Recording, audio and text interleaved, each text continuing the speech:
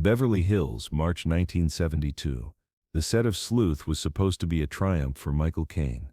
He was starring opposite Laurence Olivier in what promised to be one of the most prestigious films of his career.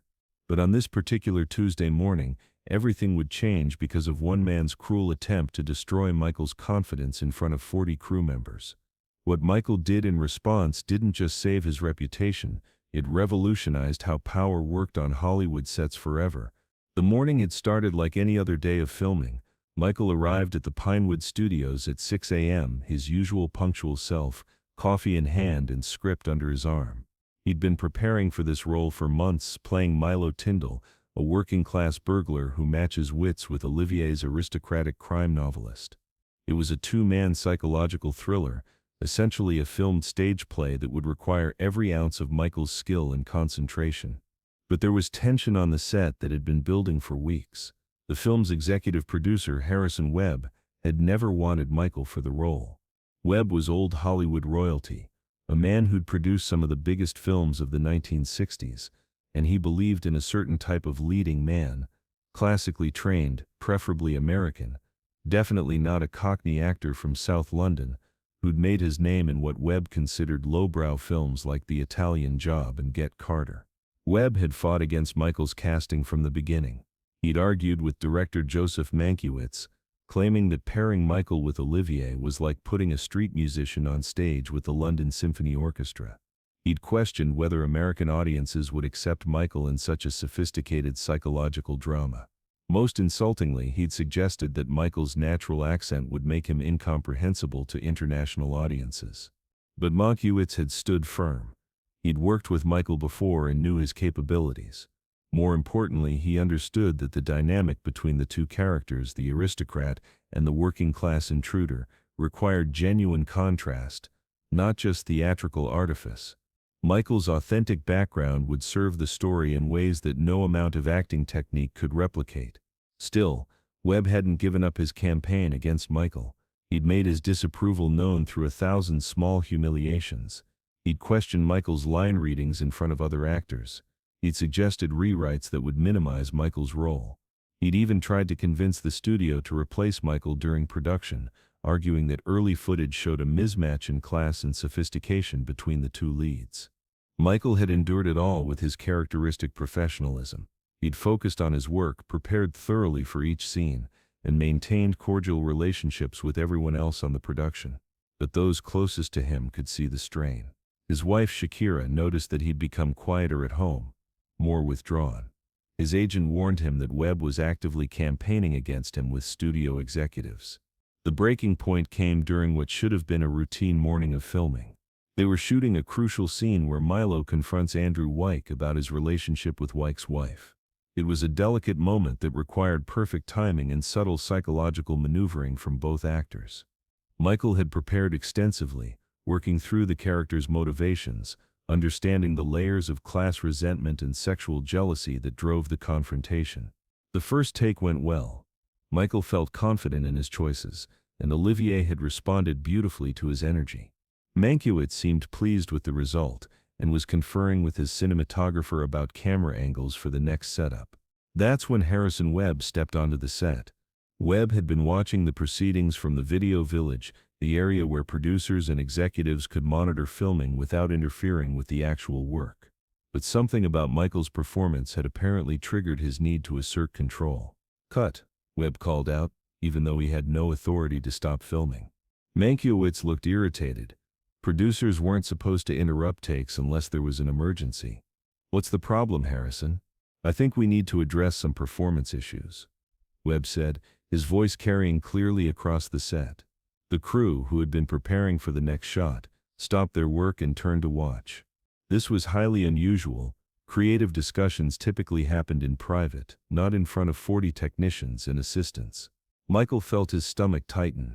He could sense where this was heading, but he remained standing calmly next to Olivier, his face neutral. Webb continued, his voice growing louder and more theatrical. "I'm watching this footage and I'm concerned about the balance between our two leads. We've got Laurence Olivier, one of the greatest actors in the history of cinema, and then we've got," he gestured dismissively toward Michael. "Well, we've got someone trying very hard to keep up." The set went completely silent. Even the normal background noise of equipment and conversations had stopped. Everyone understood they were witnessing something unprecedented, an executive publicly humiliating one of the film's stars in front of the entire crew. Olivier looked mortified. "Harrison, perhaps we could discuss this privately." "No, I think this affects everyone here," Webb interrupted. "We're all working very hard to make a sophisticated film, and I'm worried that one performance is going to drag down everyone else's efforts."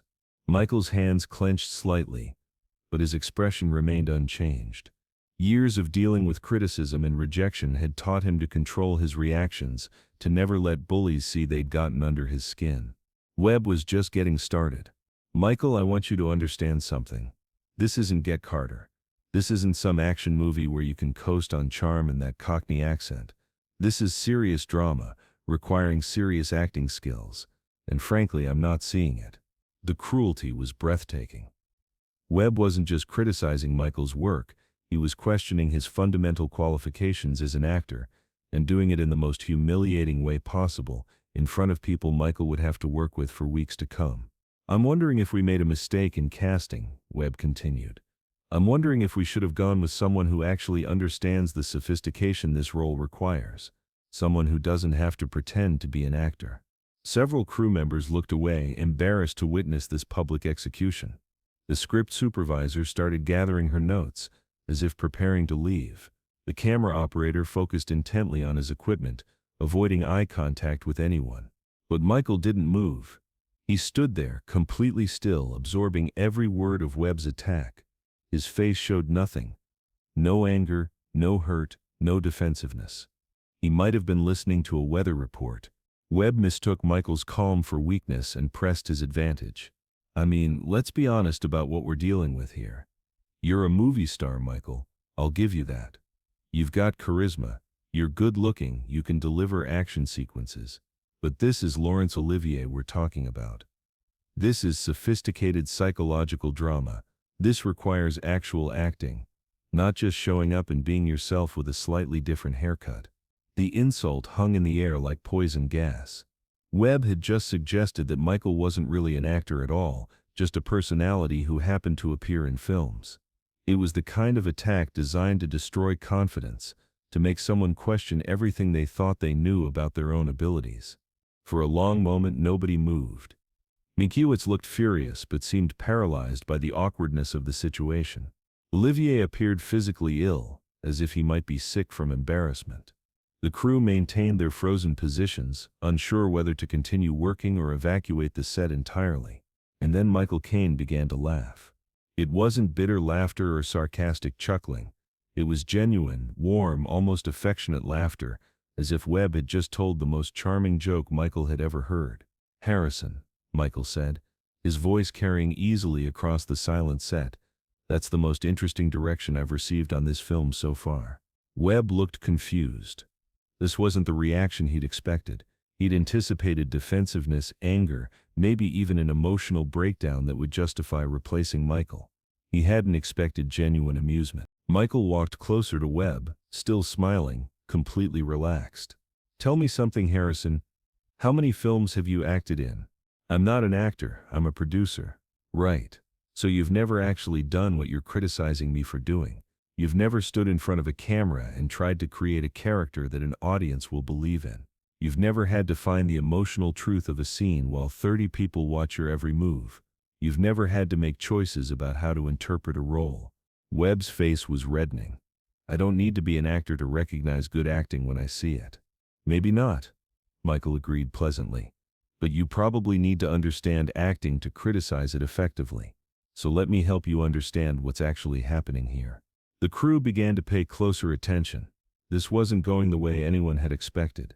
"You see, Harrison, what you call just being yourself is actually one of the most difficult things an actor can do. Do you know why? Because it requires absolute honesty. When I play a character, I can't hide behind accents or makeup or elaborate character backstories. I have to find the parts of myself that connect to what this character is experiencing, and I have to trust that those parts are interesting enough, complex enough, true enough to serve the story." Michael's voice remained conversational, almost casual, but everyone on the set was hanging on every word. Take this scene we just shot. Milo Tyndall is a working-class man who's sleeping with a rich man's wife. He's angry about class differences, but he's also insecure about them. He wants to prove he's as good as Andrew Wyke, but he's also afraid he isn't. Now, I could research that character for months, create elaborate backstories, develop a completely different accent and mannerism. Or I can recognize that I actually understand those feelings because I've lived them. Webb opened his mouth to interrupt, but Michael continued smoothly. See, I grew up poor, Harrison. Really poor. And when I started working in films, I was constantly around people who had more money, better educations, fancier backgrounds than I did. I know what it feels like to want to prove yourself worthy of someone's attention. I know what it feels like to be angry about class differences while simultaneously being insecure about them. So when I play Milo, I don't have to pretend to understand those emotions, I just have to access them. The psychological sophistication of what Michael was describing was beginning to dawn on people. This wasn't the absence of technique. This was a different kind of technique entirely. But here's the really tricky part, Harrison. I have to access those personal emotions while still serving the story Mankiewicz is trying to tell. I have to use my own truth to illuminate Milo's truth without letting my personal experiences overwhelm the character. That's actually much harder than disappearing into an elaborate character construction because there's nowhere to hide. Michael paused, still smiling at Webb with apparent friendliness. Now, you said I'm not sophisticated enough for this role. Let me ask you something, what exactly do you think sophistication means?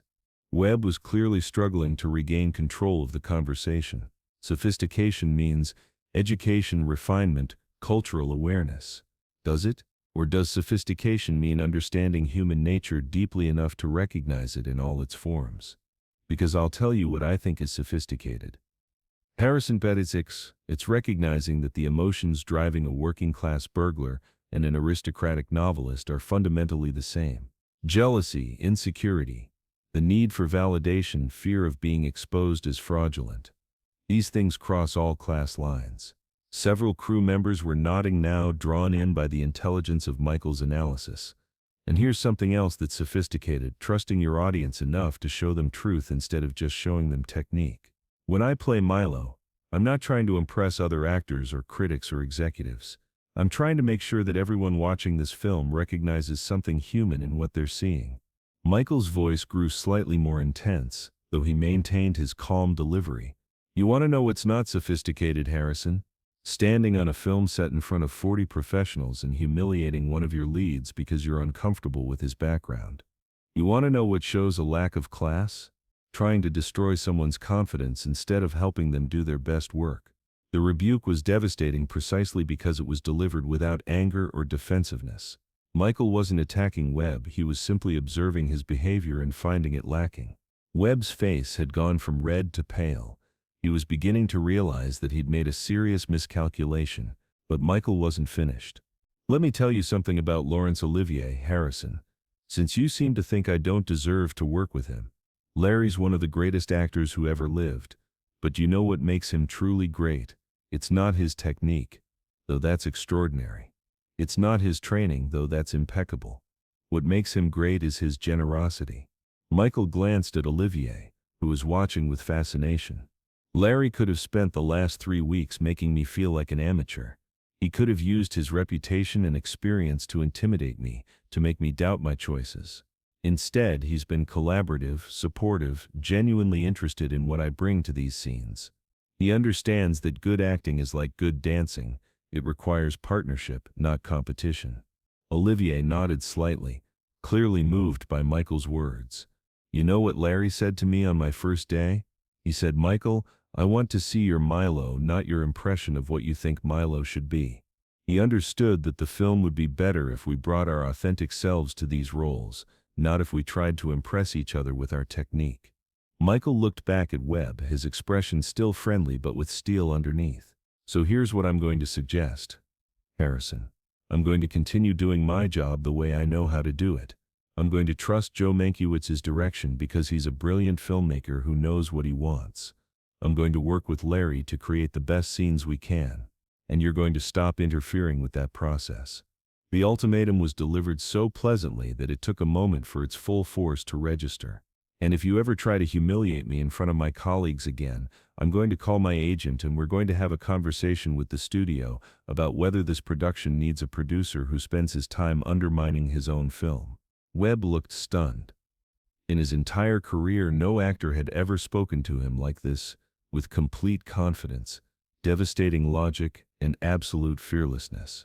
Now, Michael said, turning back toward the camera, "Shall we continue with the scene? Because I think we were just starting to find something interesting." The transformation on the set was immediate and dramatic. Crew members who had been frozen with embarrassment were suddenly energized, moving with purpose and enthusiasm. There was a palpable sense that they'd witnessed something extraordinary, not just Michael defending himself, but articulating a philosophy of filmmaking that elevated everyone's work. Mankiewicz stepped forward, his admiration obvious. "Absolutely. Let's continue." But the real surprise came from Olivier himself. The great actor approached Michael with genuine emotion in his eyes. "Michael," he said quietly, "that was the most eloquent defense of our profession I've ever heard. And you're absolutely right. The film will be better because you're bringing your truth to it, not because you're trying to be someone else." They resumed filming, but the energy was completely different. The crew worked with renewed enthusiasm, clearly energized by Michael's display of professional dignity. Webb retreated to the video village and remained silent for the rest of the day. But the real impact of that morning extended far beyond the Sleuth production. Word of the incident spread quickly through Hollywood. By that evening, Michael's response was being discussed in restaurants, at parties, in agents' offices across Los Angeles. But it wasn't being talked about as a confrontation or a fight. It was being discussed as a masterclass in professional behavior. The story resonated particularly strongly with actors, especially those who'd felt intimidated by executives or producers who seemed more interested in exercising power than supporting creative work. Michael had shown them that it was possible to defend yourself with dignity, to stand up to bullying without becoming a bully yourself. 3 days after the incident, Michael received a phone call that would change his career trajectory. It was from Francis Ford Coppola. "Michael, I heard about what happened on your set. I want you to know that what you did took real courage, but more than that, it showed real intelligence. I'm working on a project that I think would be perfect for you." That project turned out to be The Conversation, which would become one of the defining films of 1970s cinema. But more importantly, it established a pattern that would continue throughout Michael's career. Though directors who valued authenticity and emotional honesty were drawn to work with him. The incident also had immediate effects on the Sleuth production. Harrison Webb never again interfered with Michael's performance. In fact, he seemed to go out of his way to be supportive, perhaps recognizing that his original approach had been counterproductive. More significantly, the quality of Michael's work seemed to improve dramatically after The Confrontation. With his confidence validated and his approach affirmed, he found new depths in Milo Tyndall. The psychological complexity he brought to the role surprised even Mankiewicz, who later said that Michael's performance in the second half of filming was some of the finest acting he'd ever directed. When Sleuth was released later that year, Michael received universal critical acclaim. The performance earned him an Academy Award nomination for Best Actor, putting him in the company of the most respected dramatic actors of his generation. Critics who had previously dismissed him as a movie star were forced to acknowledge his serious acting credentials. But perhaps the most meaningful recognition came from his peers. At the Academy Awards ceremony, he was approached by dozens of actors who thanked him for articulating something they'd never been able to express, the idea that authenticity was just as valuable as technical skill, that staying true to yourself was actually the hardest acting challenge of all.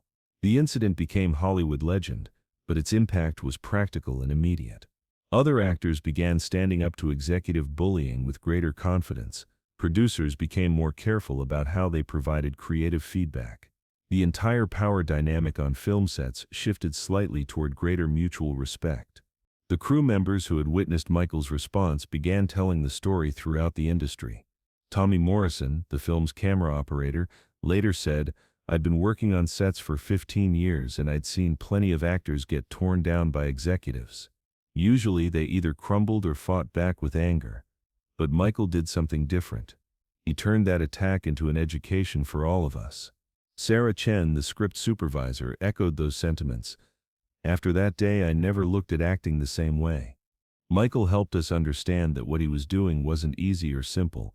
It was sophisticated in a way that most of us had never recognized. The ripple effects extended beyond the Sleuth set. Within weeks, similar stories began emerging from other productions. Actors who had previously accepted disrespectful treatment from executives were finding their voices, using Michael's example as a template for professional self-defense.